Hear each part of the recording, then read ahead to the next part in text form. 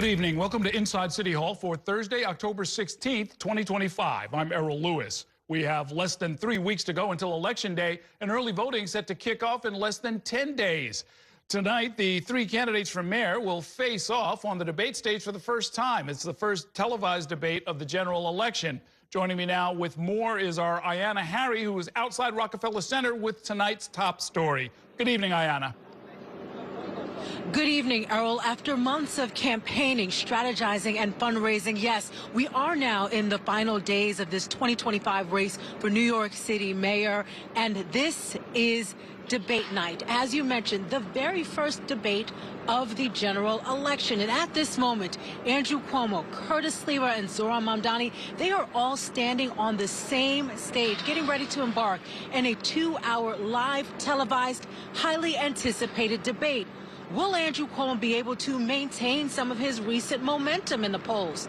Will Curtis Sliwa have a breakout moment? And how might Zohran Mamdani respond to criticism? We were able to catch up with all three candidates as they walked in to debate night. When New Yorkers hear the facts, they get it. I believe in New Yorkers, and they're going to hear the facts tonight. It's three of us. They didn't think I'd be here, right? Guess what? It's Eric Adams who's one and done. Curtis Sliwa is going to be on that stage. The people's mayor representing all of you. Tonight is another chance to make the case to New Yorkers. It doesn't actually have to be the case that we live in the most expensive city in the United States. We can make it affordable. Now is the only campaign that has a plan to do so. And while the debate is just getting underway, the political activity here outside of Rockefeller Center, that actually started a few hours ago. In fact, take a look at some of the video we captured just a short time ago along West 50th Street. Dozens and dozens and dozens of supporters for all three candidates lined both sides of the streets, cheering their candidates on as they arrived. In fact, Zohran Mamdani, he arrived with a marching band. His crowd was really excited to see that. And we spoke with some of these supporters, and we wanted to know why it was so important for them to be here. I was born in this city, and I believe in the promise of this city. Curtis Sliwa is the right man at the right time, and tonight he's going to get to the facts. He's going to expose these candidates for who they are. This election is the most consequential election in our lifetime, and we need a leader who can rebuild New York City. And Cuomo has the experience, vision to rebuild New York City. The candidate that we're supporting, 32BJ is supporting, is Zohran Mamdani.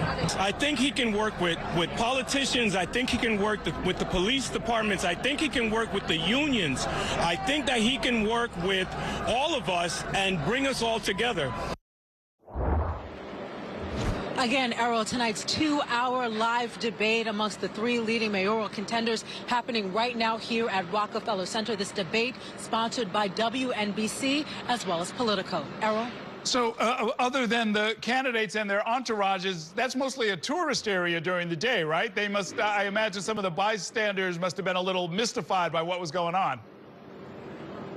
Yeah, you know, Rockefeller Center is a pretty busy and popular place, so tourists were interested to see what was going on, but a lot of them were also excited to see so many people engaged in the political process, willing to stand outside on the sidewalk for hours, just waiting for a few seconds to see their candidate, to potentially shake their hand. So it really was quite the scene here in Midtown.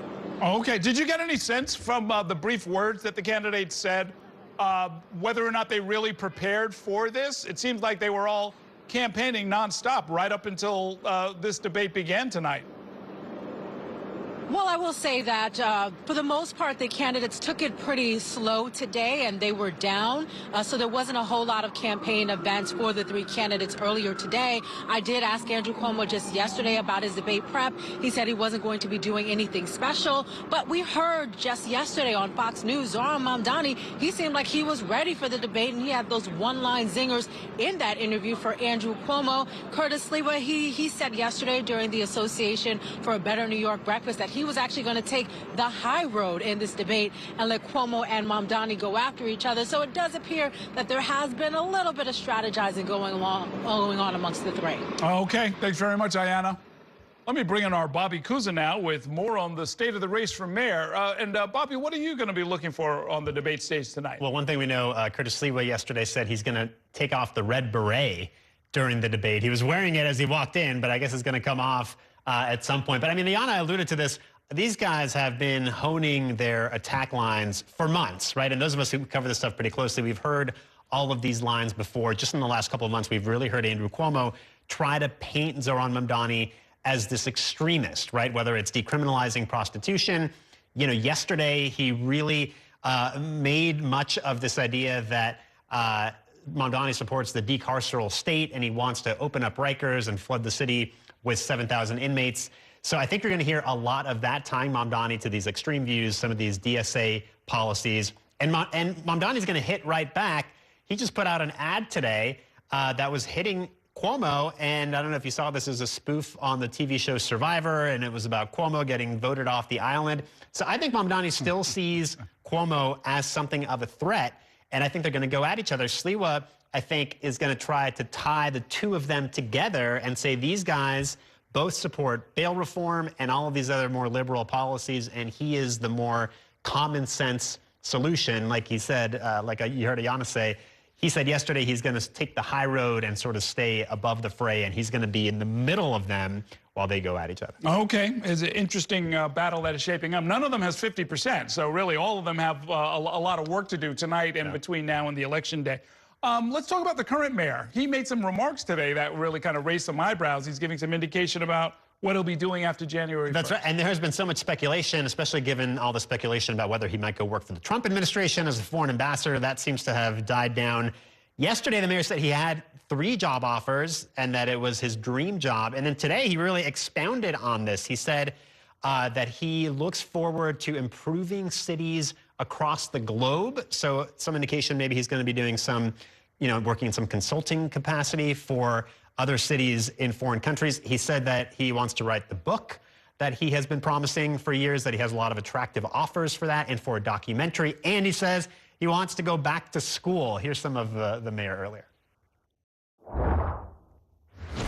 I want to go back to school, number one. I would like to get my doctorate, and many people have witnessed what we've done here in this city.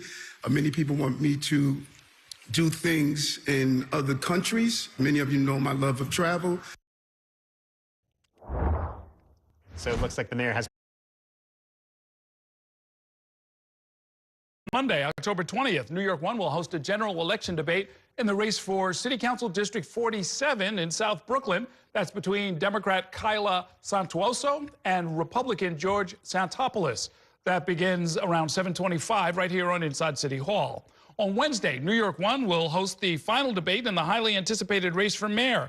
That starts right here on New York 1 at 7 p.m. live from LaGuardia Community College. And on Friday, we'll be hosting a general election debate in the race for Manhattan District Attorney. That will start around 7:25 p.m. here on Inside City Hall.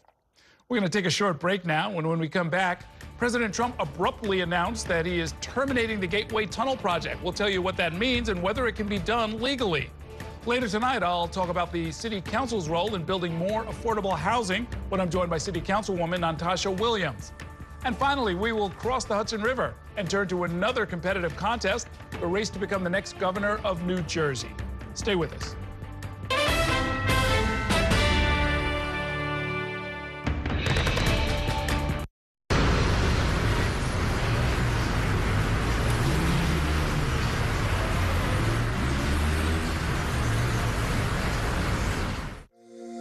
Every day tells a new story. At Mornings on One, we're dedicated to bringing you the stories that matter most to start your day with in-depth coverage of the day's developing news. I'm Pat Kernan. Here are the stories we're following this morning. And weather updates every 10 minutes. Some morning sunshine possible, clouds take over. It's our responsibility to get you the information you need before you head out the door. Mornings on One, weekdays starting at 6 on the Spectrum News app. Free for Spectrum customers.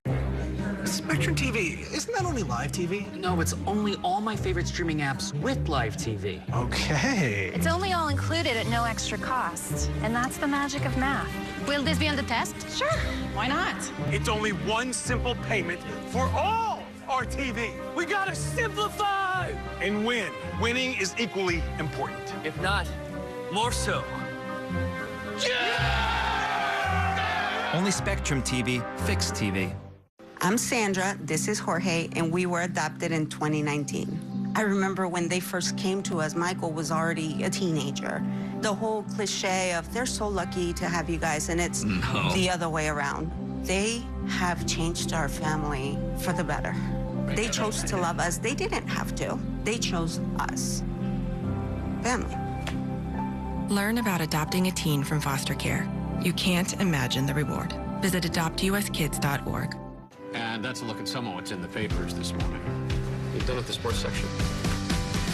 Today's story is about the latest chapter for a beloved local business. It's a beautiful day with temperatures in the 60s, but showers are expected in the next hour. In a city that's always on the go, it's important to stop to hear the stories that connect us. The news that matters to New Yorkers.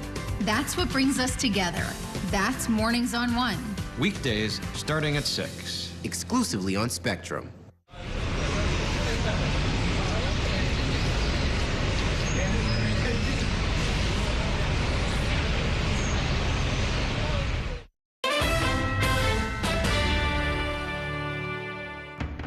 Welcome back to Inside City Hall. President Trump says he plans to get rid of programs he doesn't like, calling one of them, the Gateway Tunnel Project, terminated.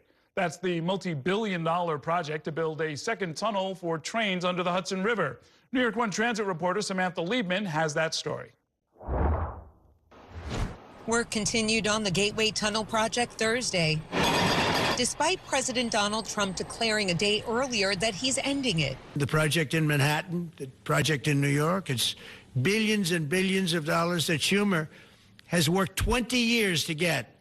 It's terminated. Called one of the most important infrastructure projects for the sheer fact that the 800,000 people a day who commute via the current tunnel help the region generate 20% of the nation's economic output.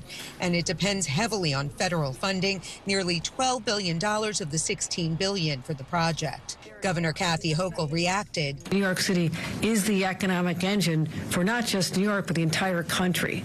So something like the Gateway Tunnel, if it's compromised and it's over 100 years old and the existing tunnels were damaged by Superstorm Sandy, if that collapses, the northeastern economy will come to its knees. The current 115-year-old tunnel must be repaired due to damage from Superstorm Sandy. Without a second tunnel, the Regional Plan Association estimates closing one tube at a time would result in the loss of $100 million in economic output a day. Senator Chuck Schumer posting this on X. It's petty revenge politics that would screw hundreds of thousands of New York and New Jersey commuters, choke off our economy, and kill good-paying jobs. Some estimates have the amount of jobs that would be lost at more than 20,000. Hochul implied she'll take the feds to court.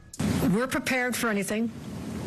We're used to lawyering up, but it's a damn shame that our efforts have to be spent on playing defense instead of offense to protect our people. On Wednesday, a judge ordered critical transit security funding restored that the administration had redirected. The president's announcement follows the freezing of $18 billion for Gateway and the extension of the 2nd Avenue subway to 125th Street because the administration issued a new rule that prohibits awarding contracts based on sex and race. Transportation Secretary Sean Duffy last week said the workers who would review the projects for compliance are furloughed, but he also reiterated support for both projects. The president in his budget fully funded these projects. We're not trying to shut down these projects. To the contrary, we're trying to make sure these projects move forward and move forward fast. They're important. The tunnel is expected to be completed in 2035, and it will help alleviate delays and cancellations due to disabled trains. Now, we reached out to the Department of Transportation and have not heard back, and the Gateway program declined to comment. In Hudson Yards, Samantha Liebman, New York One. It is time for a break now, and when we come back, we'll take a closer look at the legality of President Trump's airstrikes against alleged drug smuggling boats in the Caribbean. Stay with us.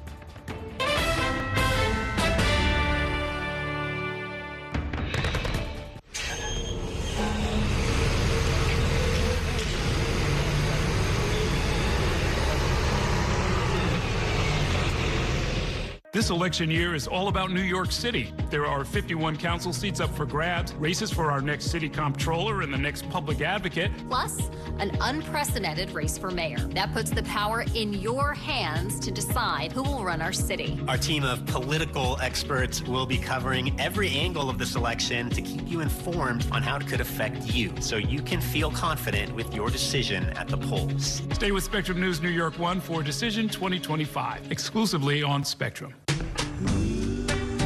It's only a game. It's only a little rivalry. It's only a ritual. When I come home late, and a few generations. you're always there. And only Spectrum TV includes all your favorite streaming apps with live TV at no extra cost. It's only a game. It's only everything.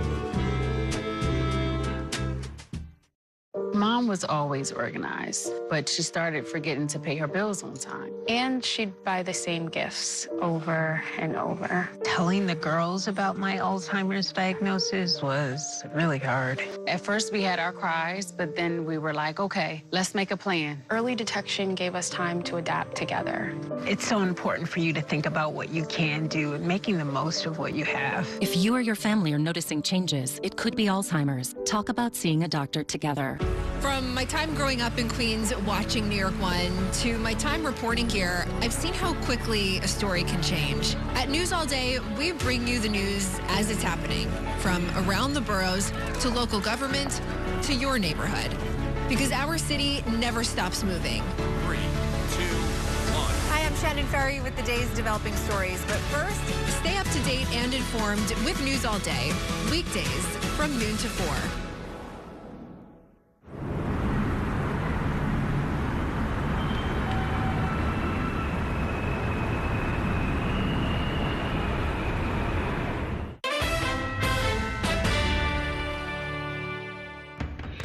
Welcome back to Inside City Hall. The Trump administration has conducted at least 5 military strikes on alleged drug smuggling boats in the Caribbean, killing more than 24 people. The military campaign has touched off a furious debate about its legality. President Trump argues that he is doing what is necessary to keep drugs out of the U.S., but there are lawmakers and scholars who disagree. As a warning, the following story includes footage of fatal military attacks. Spectrum News national political reporter Taylor Popolars joins me now from the White House with more details. Errol, President Donald Trump has been ramping up military pressure on Venezuela in recent weeks, and he's been publicly indicating he does not think he needs congressional approval to do so. And what we've seen play out over the last 6 weeks has been really striking. Since early September, President Donald Trump has posted 5 videos marked unclassified that show missiles fired by the U.S. military destroying boats in the Caribbean that the president says contain drugs and drug smugglers. At least 27 people on the boats have been killed. At least 4 of the boats came from Venezuela. We have a lot of drugs coming in from Venezuela, and a lot of the Venezuelan drugs come in through the sea. That was the president on Wednesday, justifying the killings and confirming that he has authorized the CIA to conduct covert operations in Venezuela. He also said that U.S. military strikes on the South American country could be next. We are certainly looking at land now because we've got the sea very well under control. There are questions over whether these attacks are legal. The administration justifies them by classifying the alleged traffickers as unlawful combatants who can be met with military force. Critics say less lethal measures should be used to confirm that drugs are even on the boats, and that the attacks themselves need congressional authorization, which has not been requested. On Capitol Hill, lawmakers are divided. There's process, there's regulation, there's a law, there's Congress.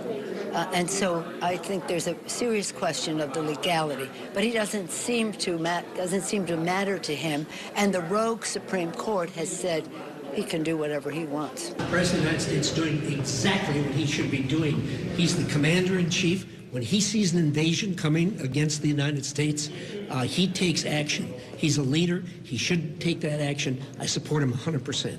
Georgetown University professor Anthony Aaron tells Spectrum News he believes attacks on the boats clearly violate international law. Under international law, even if the boats were engaging in drug trafficking, you couldn't arrest them on the high seas. We don't have the authority to do that. Domestic law, it's debatable, but I think the more we see of it, the more I feel like congressional authorization would be advisable.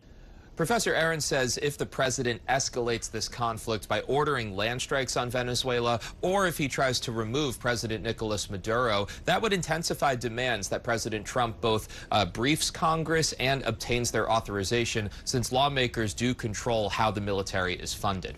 Errol? So now, Taylor, can you explain a little bit more why some lawmakers think that what the president is doing is illegal? Yeah, Democrats in Congress especially argue that there are other measures the U.S. could be taking to both surveil these boats and to actually, essentially in the waters, pull them over to inspect them, to see if there are actually drugs on board, to see if the people on board are drug smugglers. And they argue the Coast Guard should be doing that first before a military strike is conducted. President Trump addressed that in the Oval Office yesterday, and he said that he feels what the Coast Guard has been doing for decades has not been effective, and he feels that these strikes are both warranted and non-controversial. He said, despite presenting evidence, that he knows for sure that there were drugs on board and that the people on board were drug smugglers. So right now, it's the president's word against kind of a lack of evidence, and that's what has lawmakers really suspect about what's moving forward. Errol? All right. Thanks very much, Taylor. It is time for a break. When we come back, I'll be joined in studio by City Councilwoman Natasha Williams of Queens. We're going to talk about the massive rezoning plan for Jamaica, as well as the housing ballot measures that relate to zoning and housing. Stay with us.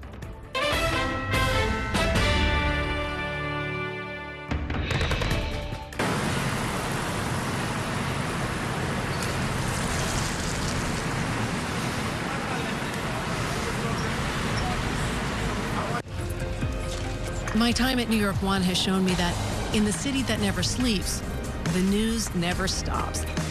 So as the day winds down, turn to the rush hour. Good afternoon, I'm Monica Burke. To catch up on the stories that matter across the 5 boroughs, with in-depth interviews from the city's newsmakers, plus the latest forecast. Catching you up with today, preparing you for tomorrow. Right here on the Rush Hour. Weekdays from 4 to 7 p.m. There's an international travel plan with Spectrum that was an additional $10 a month, as opposed to paying a ridiculous amount per day for roaming fees. This literally felt like my old phone carrier was reaching their hand into my wallet and just helping themselves to some of my cash. I like having no surprises when it comes to my cell phone bill. And with Spectrum, that's been the case. So it's saved me a ton of money. Real customers, real savings. To see how much you can save, visit spectrum.com/save. I'm Chris Jakovic. I served in the United States Air Force, and I deployed 3 times. So in 2017, I was serving as an Air Force First Sergeant. Our motto in that role is, my job is people, everyone is my business. But unfortunately in that year, I would lose my own brother, Lance Corporal Adam Jakovic, to suicide. The majority of veteran suicides are from guns. I store my weapons securely, not only for myself, but for my family. My service never stops. At Spectrum Noticias, we recognize that our New York City community is vibrant and diverse. Spectrum Noticias delivers balanced coverage of the stories that matter in our communities and across the country. Our journalists are based in the neighborhoods we cover, ensuring you get in-depth reporting on what's happening in the places we call home. So join us at Spectrum Noticias. We're always on, always there for you. Now available on your TV. Check your local listings. Also available on the Spectrum News app.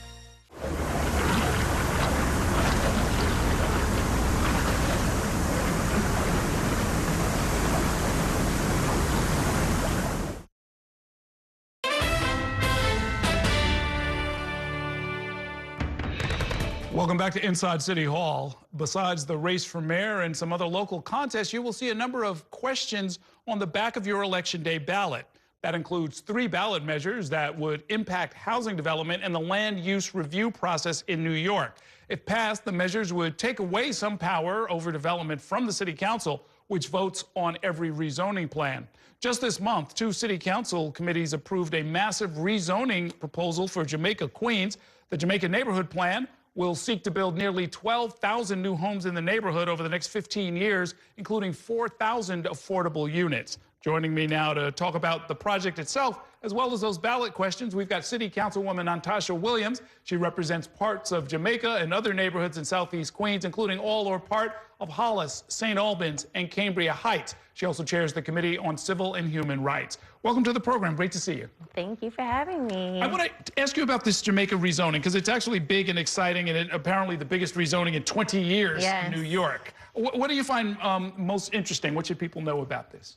So what is the most interesting thing to note is that we spent 2 years talking to the community. We created a community advisory council. We held larger meetings for everybody in the community to participate in. We even held a youth symposium to make sure that we were really attracting all of the voices in the community. So much of this plan is shaped by the voices, opinions, and concerns of people who live right here in Jamaica. As I mentioned, the largest neighborhood rezoning in New York City in over 20 years. Yes. It'll build out over a 15-year period. That's not unusual. But you, like other council members, are term limited. So you're putting something in motion that'll last 15 years. What happens if your successor? What happens if you're not there to oversee it, and your successor either wants to change it, reverse it, or take it in a different direction? Absolutely. So for us, this plan was about figuring out how to develop the community as a place for people to work, live, and play, as I've said a ton of times.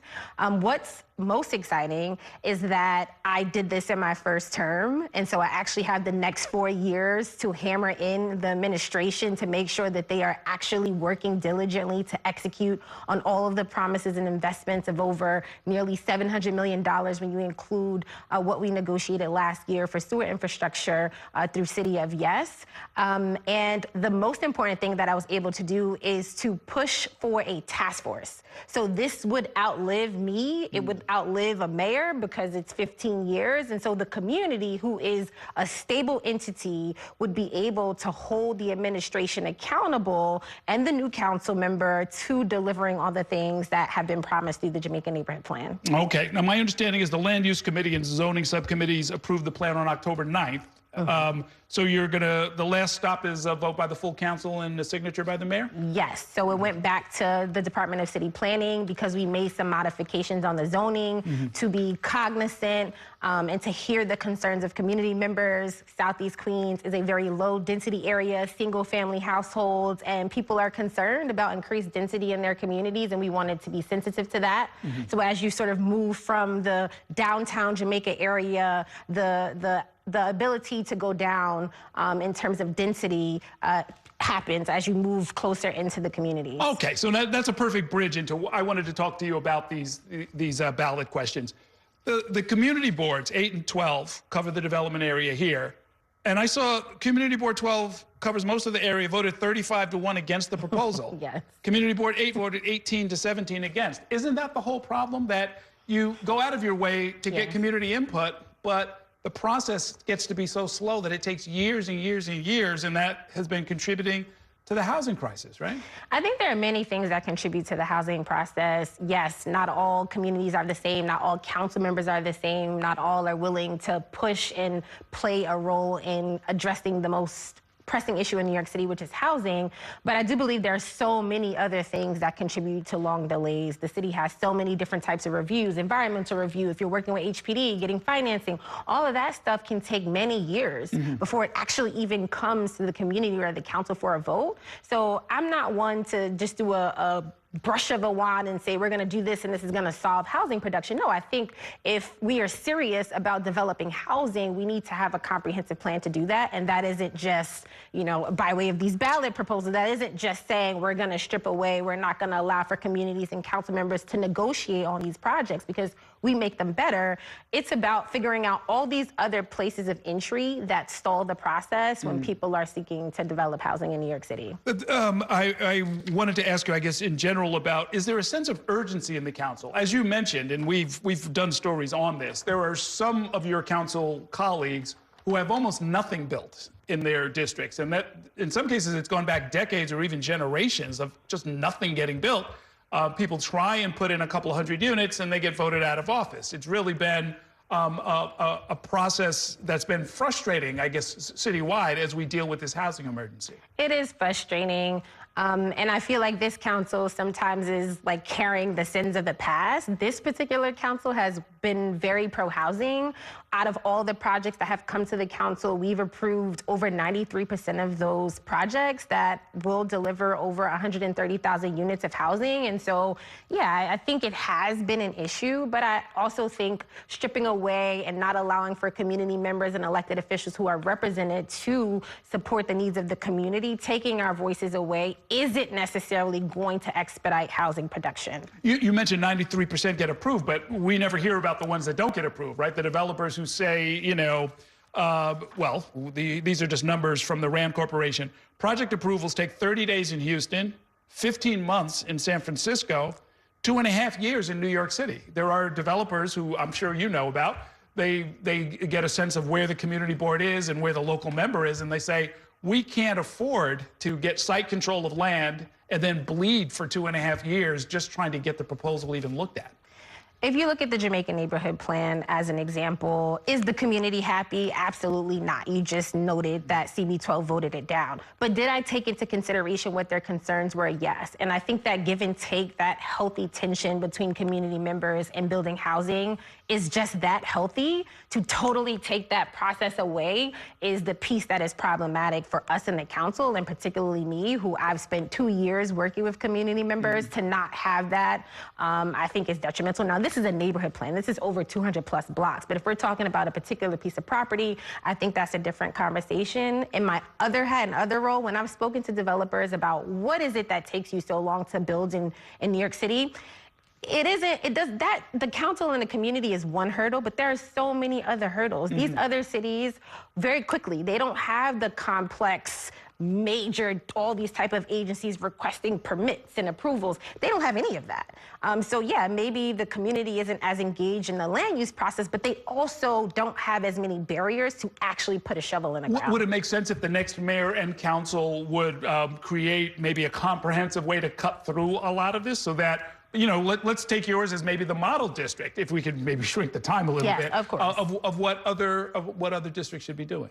Absolutely. I do think there should be a place for people to chime in. I do think there should be some standards. People should be held to how community members feel about these projects. We know our communities best, but these things shouldn't completely halt the process of housing production. And I do feel like there's a more nuanced way to do that. I feel like the ballot proposals are not nuanced. They are just, you know, one way to potentially address the issue, but it really doesn't speak to so many other things that actually impact the ability to build housing in New York City. Okay. Thank you for all of that. Again, congratulations on getting your project done. Lots of housing for people who really need it. Thanks for coming in. Thank you. All right. We're going to take a short break now, and when we come back, we'll bring you a preview of this week's episode of my podcast, You Decide. I sat down with Kelly Mena of New York One and Dana Rubenstein from the New York Times, and we talked about Mayor Adams' legacy. Stay with us.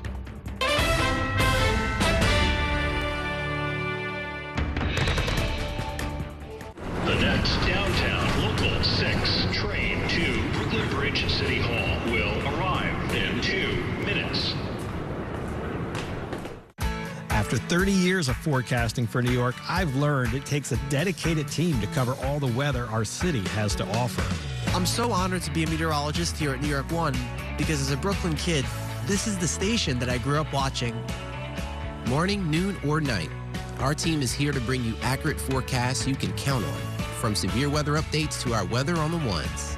Watch the New York One weather experts on your TV and on the go with the Spectrum News app. Your entertainment the way you want it. With Spectrum TV, all these streaming apps are included at no extra cost. So you can watch anything. Movies, series, sports, reality, news. Here's a look at today's top stories. Exclusive originals. We await your orders. And even more of your favorites with live TV. Stream across your devices and enjoy anywhere. See you later. Get it all with Spectrum TV. I'm an ex-drug dealer, and I'll be your sub today.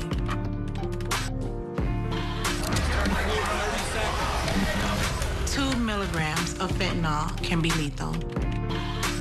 A lethal dose is in here. who gets it, I won't know. It's cheap, it's potent, and it's profitable. The sad reality is fentanyl is being mixed into everything now. More kitchen now. My father was a New York City firefighter. My mission, like his, is to serve New Yorkers in a city that doesn't stop when the sun goes down. Being with New York One since the beginning, I'm now honored to join you even earlier each weeknight. Starting at 8 with New York Tonight, we'll explore the latest news developments, followed by New York One at 10 to wrap up your day. So join me each weeknight starting at 8 right here on New York One.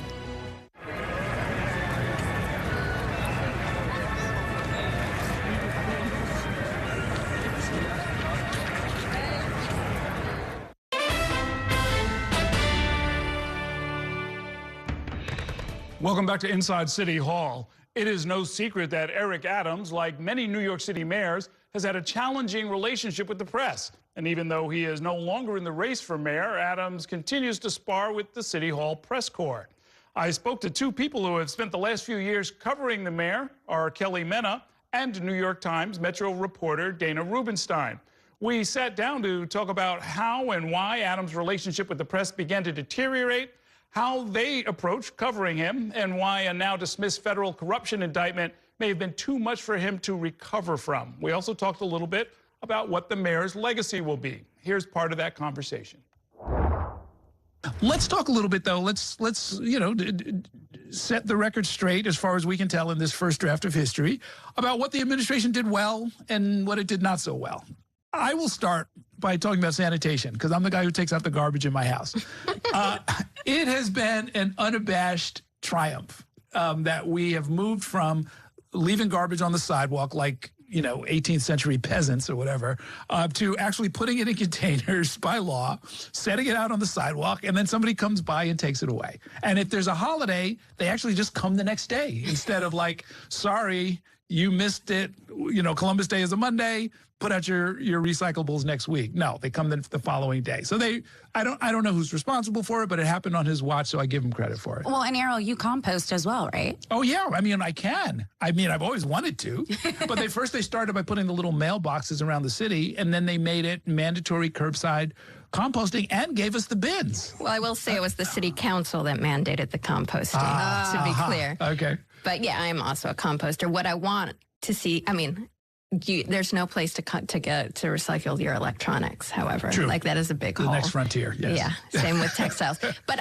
people credit him also with the city of yes, with grappling, and this is something that also the council, was a big factor in. But, they credit him with setting the stage for increasing density in a significant way in New York City in the coming years. Which may or may not help deal with the affordability crisis. Mm-hmm. Yeah. Mm-hmm. And I think, to his credit, too, this was a personal issue for him. The dyslexia screenings are very big, especially for children. We all have kids. It's important to catch things early on. The earlier you catch it, the earlier you address it. And, dyslexia can lead to so many other issues. I know people think about it as an education, but behavioral issues, and then so many going on till later in life. So I think that was important. Mm-hmm. And then, obviously, the housing component, because affordability here in the city is such a big deal. And it's interesting because housing, initially the way he sold City of Yes, many people weren't on board, but by the end, both his side of City Hall and the City Council were able to come to an agreement on it. And I think that's going to lead to a framework of lots of homes. He's put out this number of 400,000, but we'll see if that's how much it creates. The number itself is a little shaky, but the rezoning is real. And I remember talking about it with his planning commissioner, Daniel Garodnick, who I think was their point person on it. And he said, we could have scaled it back and gotten an easier vote, but they were especially proud that they took it to a somewhat close vote in the council, meaning they pushed it further than they could have gotten away with to try and get more density and get a better deal and get a better roadmap to a denser city. And they absolutely deserve credit for that. We don't know how many units it's going to result in. He throws out these numbers, and it's kind of like, well, that's projected. That's not, He compares actual built numbers of prior administrations to projected numbers emanating from his actions. Yes, exactly. Which is a tricky way. Pronounces himself as having done more affordable housing than the prior administrations. Yeah, any mayor ignoring in history, LaGuardia. Right. Somehow, but that's fine. He's entitled to interpret his administration any way he wants. On the education theme, switching to phonics, which the Chancellor David Banks did, was it was overdue for one thing, but it was quite an achievement and an important one that will, I think, benefit kids going forward. Your kids will learn phonetically, which is what we should have been doing all along. Definitely. I think it's interesting we talked about race. One thing he did do is place a lot of these communities who felt like they were being overseen or not recognized enough into a spotlight. And that much I will say, because I've gone to so many of his events. They're not big highlight events, but there are these communities you go to and, they're like, this is the first time I'm seeing the mayor. Their children are learning better. They're getting, just better services in their communities. And they feel... One thing about New York City is when you feel seen, you feel like that pours into your community. That's important. And I think that's one thing that the mayor did, even with the way he set up his administration, bringing in people from communities, people of color, especially women in there, really helped him. And I think that's going to be something that his administration, many people are going to say he did a good job of doing. Because many of the people that he brought in, putting to the side the cronyism that he had, many of them were long-time civil servants that really had a lot of experience in the areas that they've been serving in. So they brought those ideas to the table. There was a big question, though, about how empowered they were, right? Oh, yeah. Yeah. In a showdown between the cronies and the professionals, Yes. The cronies often won the day and, in fact, reversed some of the decisions that had been made. I'm thinking about, some of the traffic patterns. McGinnis Boulevard, Yeah, McGinnis for example. Boulevard. Yeah. Well, and Randy Mastro has come in, speaking of, composting, we're talking about housing. We're talking about... Elizabeth Garden, reversed that and put it on a different lot after they went all the way to court for that one. The composting, there was no more fines there. There's now the horse carriages. I think that's going to be something else that many people are going to look at, this idea that can you actually bring your friends to City Hall and can it actually work? And I think the answer is no. Well, under Adams, it didn't. It didn't work, and then his administration fell apart. I mean, in part for that reason, right? I mean, there was at least one poll. It was one of the quality polls. It was either Quinnipiac or Siena, one of the university polls, where he ranked very high. This is shortly before he dropped out of the race, as corrupt / untrustworthy. And I was like, wow, that's very unusual for a sitting mayor. Not because people don't think that there are crooks at City Hall, because people always think that, but because it doesn't usually emerge as an issue. It doesn't usually rise to the level where people are like, there's wrongdoing and it's a serious problem and I can't trust the mayor. Yeah, the public really seemed to absorb both the indictment and the courtship of the president to have the indictment abandoned. It really seemed to penetrate. Yes. And in a surprising way to me, because there's so many basic issues that the public either doesn't notice or care about. And everybody locked in on what was a fairly sophisticated. Agree. It was not uncomplicated. Yeah. It was sort of complicated. The Maine justice browbeat the Southern District, and half the time you can't even get people to even understand what the federal prosecutor is as opposed to the local district attorney. Everybody was clear that there was something wrong there, and that didn't work out for him. The last of the things that I think he'll be remembered for, that I will remember him for, is getting healthier food into the schools. Oh, yeah. I mean, veganism is, it's trendy now, but it's so healthy.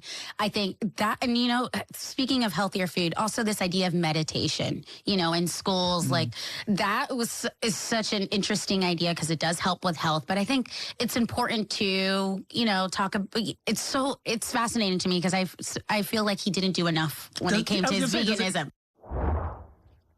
You can catch the full podcast episode wherever you get your podcast, as well as on New York One's YouTube channel.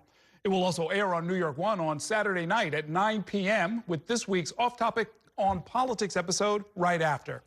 We're going to take a short break now. When we come back, we will head across the Hudson River and tell you all about the race for governor that is heating up in New Jersey. I'll be joined by 2 local reporters over there to break it all down. Stay with us.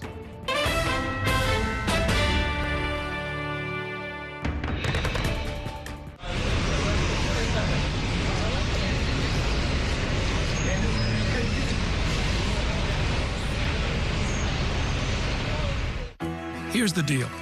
People need a place to explore national issues that have an impact on their community. To understand those issues better, we're bringing together our team of local political journalists from across the country to break down what's happening. So join us every week to catch up on the key stories making a big difference across the nation and in your local community. Watch The Big Deal with Errol Lewis Friday nights at 9 on Spectrum News New York 1. Available on all of your favorite devices exclusively on Spectrum. My name is Gail, and we are in my showroom for Floor's Fire Design House. Getting Spectrum set up for my business was extremely smooth. They had it set up within an hour, and I was online and ready to go and run my business. Spectrum helps me stay online. You know, I have to be able to be online at 5 a.m. when the market's open.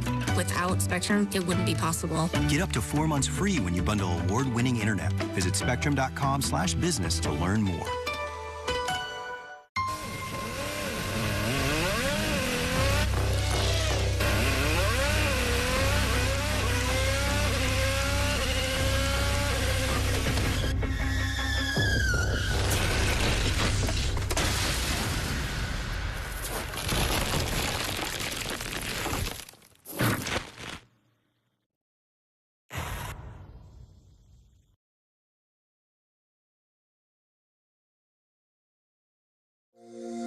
Every day tells a new story. At Mornings on One, we're dedicated to bringing you the stories that matter most to start your day with in-depth coverage of the day's developing news. I'm Pat Kernan. Here are the stories we're following this morning. And weather updates every 10 minutes. Some morning sunshine possible, clouds take over. It's our responsibility to get you the information you need before you head out the door. Mornings on One, weekdays starting at 6 on the Spectrum News app. Free for Spectrum customers.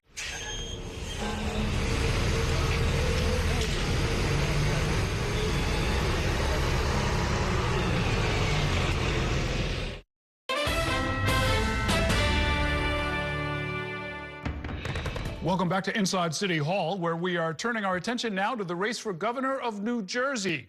The current governor, Phil Murphy, has been in office since 2018, but he is leaving because of term limits.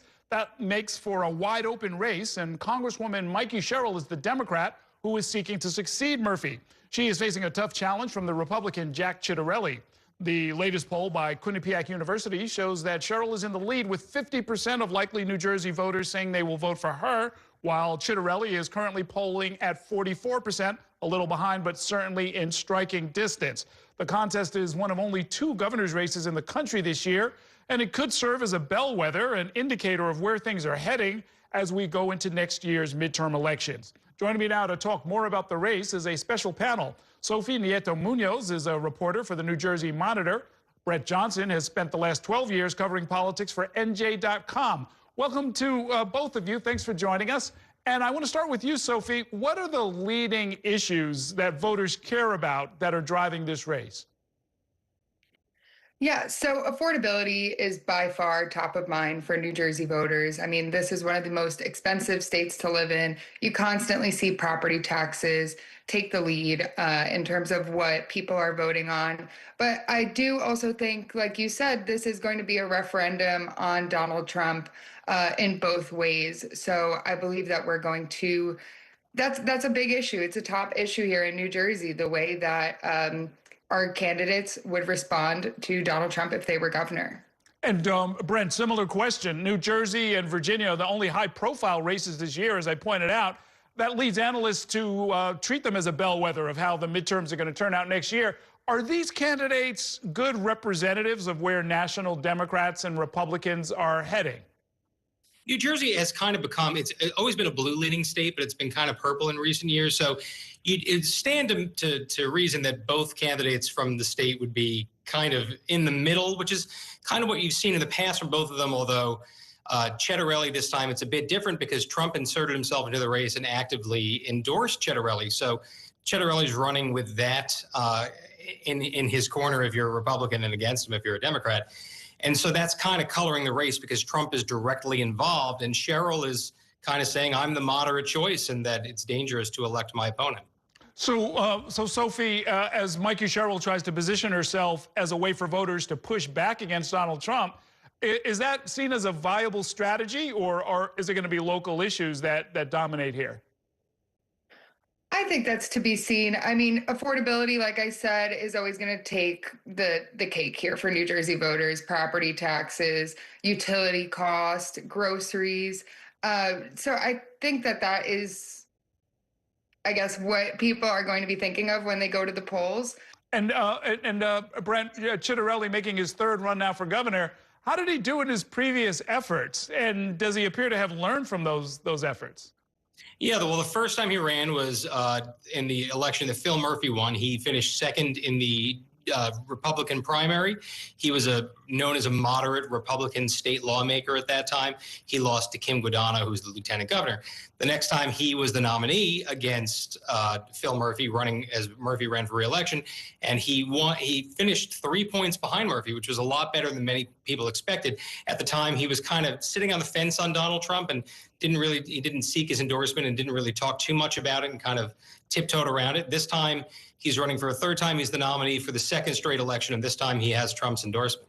And so, Brent, New Jersey is one of these states where non-affiliated voters outnumber Democrats and outnumber Republicans. How are these independents breaking, as far as you can tell? Well, the polls show that he is leading with independents, the most polls show, but the question is whether he will be able to get enough independents and undecideds to come his way to close the gap, because New Jersey does have more registered Democrats than Republicans. And the question is, does this strategy of aligning with Trump this time, is that going to pay off? Is that going to be the difference? Or is that going to be the albatross that ultimately brings him down? Interesting. So now, Sophie, what's going on with this accusation about a publication that Mr. Chitterelli used to own, financed in part by pharmaceutical companies, that Mikey Sherrill says put out misinformation about opioid deaths? Yeah, so we saw this come up for the first time in this cycle during the debate. This is actually one of Brent's colleagues wrote this piece back in 2021, I believe, about Chitterelli's medical publishing company, and now Sherrill is connecting it to the opioid crisis. That kind of, we saw a new side of Mikey Sherrill on the debate stage by her bringing this out.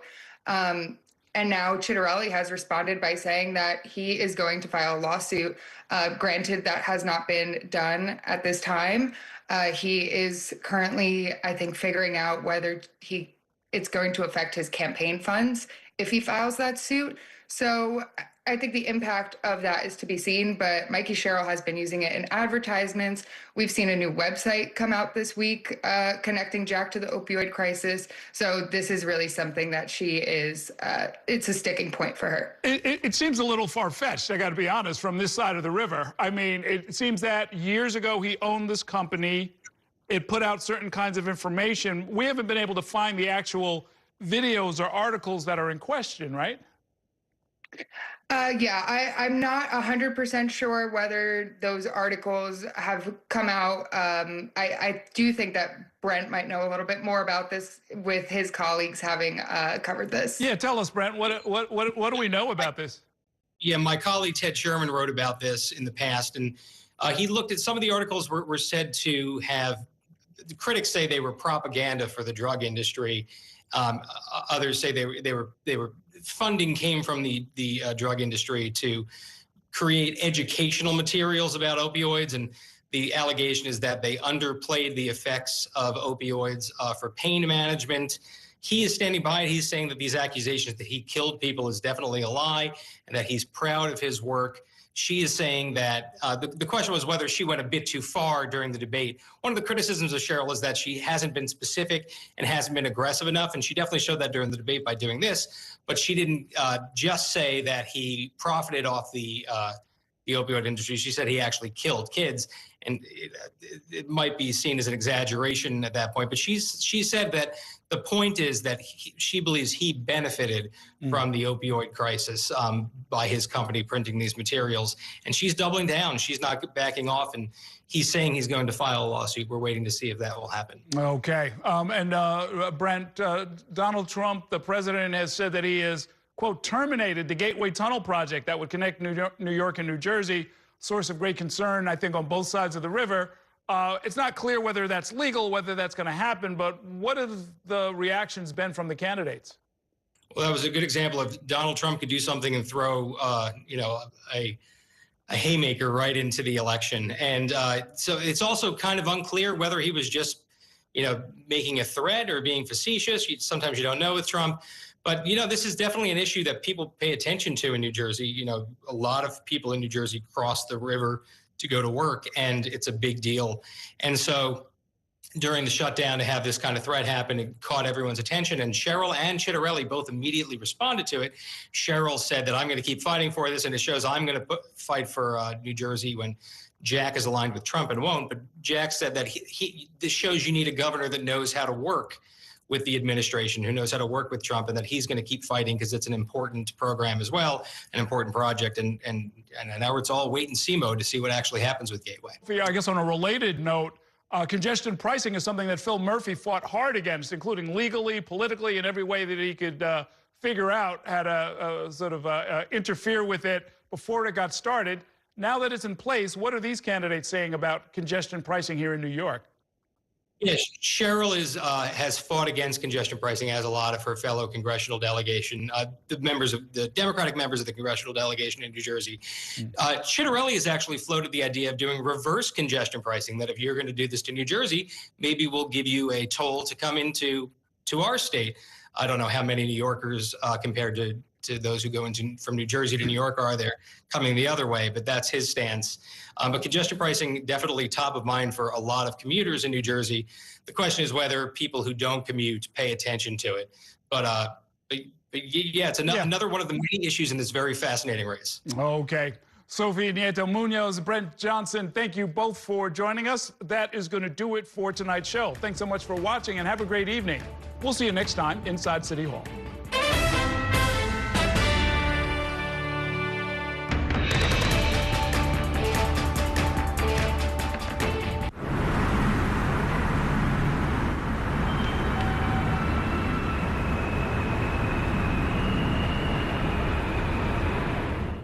That's a look at some of what's in the papers this morning. We've done with the sports section. Today's story is about the latest chapter for a beloved local business. It's a beautiful day with temperatures in the 60s, but showers are expected in the next hour. In a city that's always on the go, it's important to stop to hear the stories that connect us. The news that matters to New Yorkers. That's what brings us together. That's Mornings on One. Weekdays starting at 6. Exclusively on Spectrum. My name is Gail, and we are in my showroom for Flora Spire Design House. We are a full production wedding and event company that focuses on florals. Getting Spectrum set up for my business was extremely smooth. They were here the same day, had it set up within an hour, and I was online and ready to go and run my business. I have to be able to be online at 5 a.m. when the market's open. And if I'm contacting a merchant via email or placing an order online, without Spectrum, it wouldn't be possible. One more row. Spectrum is reliable, they're committed, they're fast, and they really take care of me as a business owner. Last year, when the really bad hurricane came through, our internet stayed the entire time. One of the businesses down the street